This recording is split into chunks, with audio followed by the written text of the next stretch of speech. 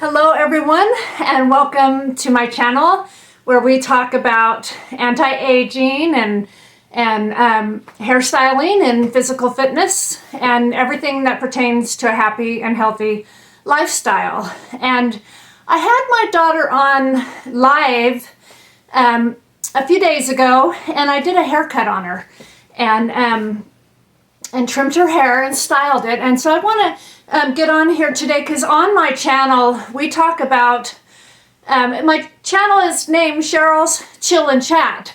And so we talk about mental health and other things, you know, and I always talk about how we need to be okay with our insides in order to look good on our outsides. And I want to introduce my daughter today, and her name is Desiree. And I wanted to have her come on to my channel and introduce her to you guys, and she's gonna tell you her story. And so let's get into it. Well, hello. She said my name's Desiree, but I like to go by Dessy most of the time. I'm 21 years old, and here's my testimony on some of my struggles in life. And I hope that this video maybe can help people out there that have experienced similar things or are experiencing similar things, because some of the things that I'm going to share are things that are just not talked about enough in society, especially among my age group, and because of such I have a hard time and have had a hard time making friends and connecting. So let's get into it, I guess. I, for a long time, probably starting in I can't even remember how long I was, but I struggled with suicidal ideation. Probably it was like, I don't know, 7 or 8 the first time I showed signs of using that with my parents. And then when I got into high school, I heavily struggled with mental health, depression, anxiety, OCD, eating disorders, self-harm, just almost everything. And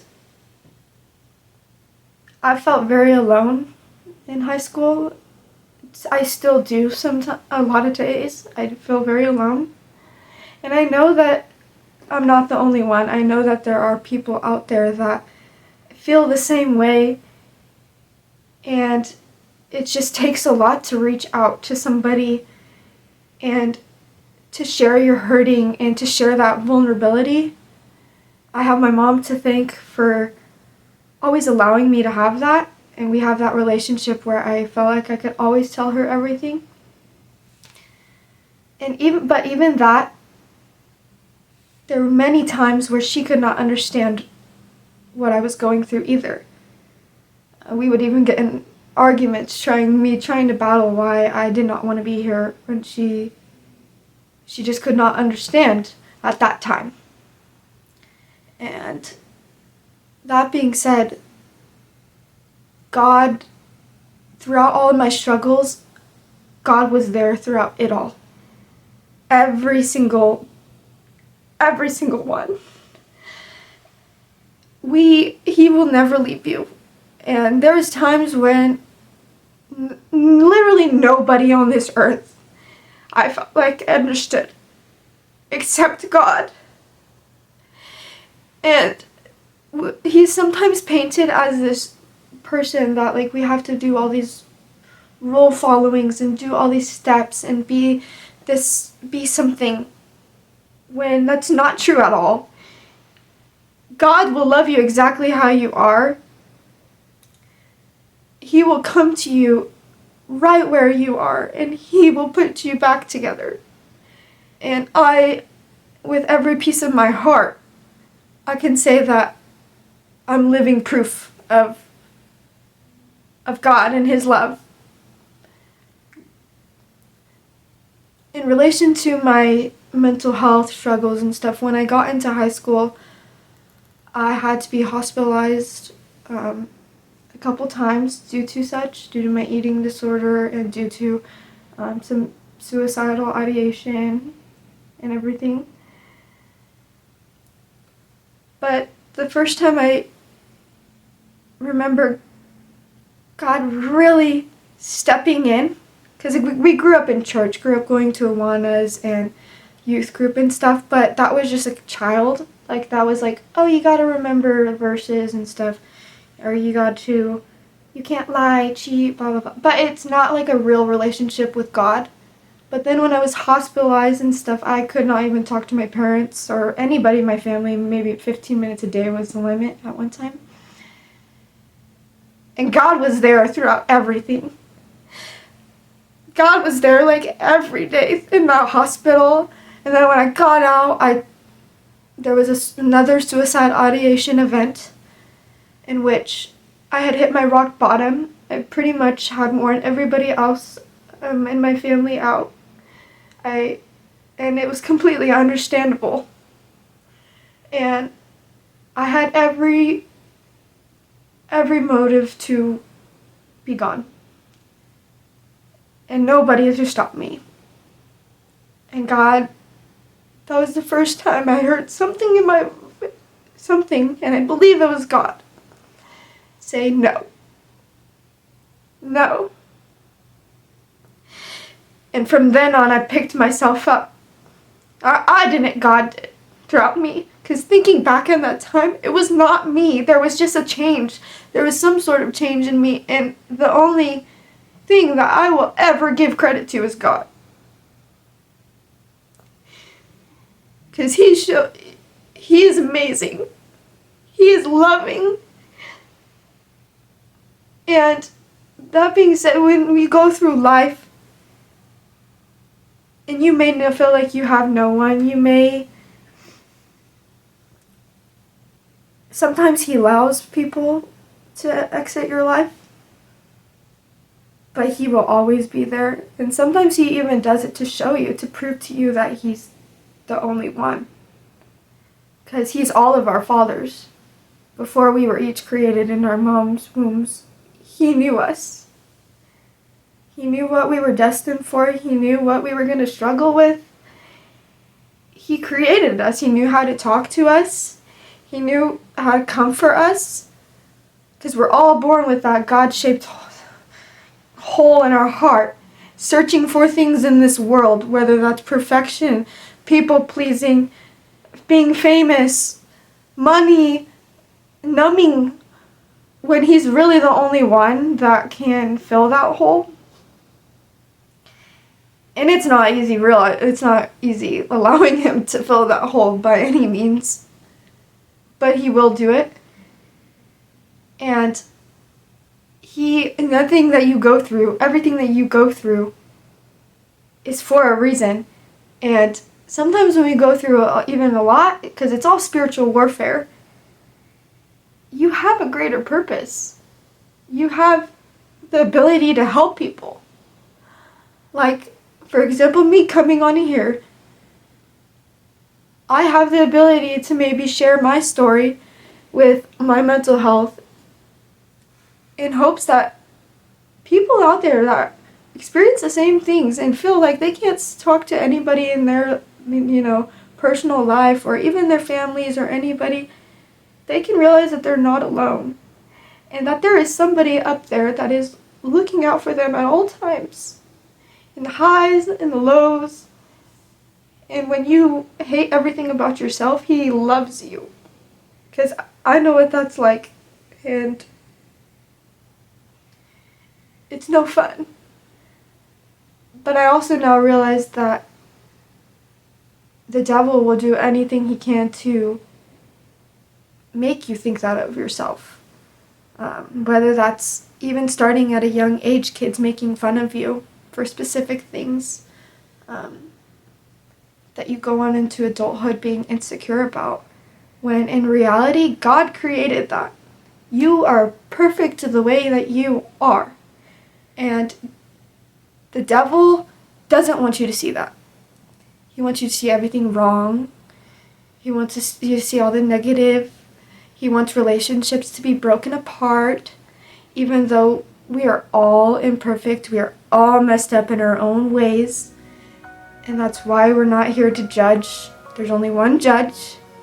We're only here to love each other and love ourselves. The two greatest commandments in the Bible. Love one another and love yourself.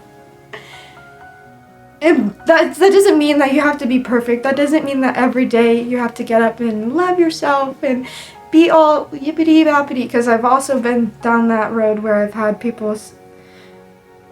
church people, look at me, or when I share about my mental health, and I could just feel the judgment. But they haven't experienced, they don't know what it's like. Nobody knows what it's like but you and God.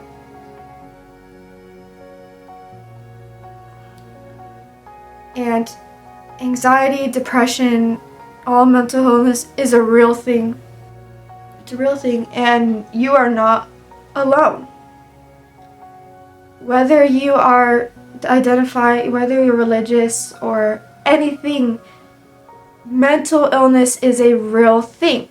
When somebody gets cancer or a physical illness, do we tell them, oh, like, God, you shouldn't be having that. God only blessed you with the perfect that? No. So why do we do it with mental illness? And that being said, also again, God created your brain the way it was meant to be. Whether you have those anxiety or depression or anything, maybe it was for some reason. Maybe God's trying to show you something. Maybe God's trying to break everything apart of you so that He can show you that you can't do it without Him, because we are nothing without Him. The times that I've had the worst anxiety and depression are when I'm trying to do it all on my own. And that's just impossible. You will always end up right where I am, being broken down, but it's all for His glory. There is something good that will happen or come out of all the stuff that we go through. You just have to see it, and you just have to believe it, even when your situation doesn't always look like it. For a long time, I was stuck in the mindset that it's just always going to be like this. And if it is, it's God's will. There's many disciples that waited very long periods of time and wanted God to just release everything that they were going through when He was expecting them to change. We can't always just wait for the things to come to us. We have to sometimes branch out, even if it means being vulnerable. Because I don't like sharing a lot of the stuff that I'm sharing. But I know that other people out there are going through the same things, especially in today's world, because it is an interesting time that we're living in. So keep going. Keep the hope. When all else fails, turn to God. When everybody in your life fails, turn to God. When you can't even trust yourself, turn to God. Let Him love you. Let Him piece together back everything that the world has torn apart. Because there are bright things ahead. I love everybody that's watching this, and I really hope that on the other side, somebody can relate and somebody can know that they're not alone. And you're not weird, and there's not something wrong with you. That's the devil saying that. You are perfect. Perfect. Inside and out.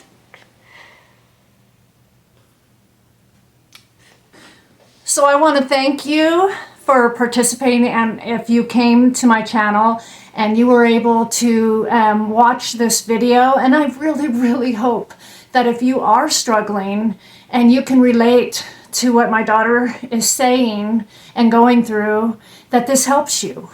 And so you have a wonderful week, and remember, you can, if you need to reach out, you can leave it in the comments, because I want my channel to be a safe place. And so have a wonderful day.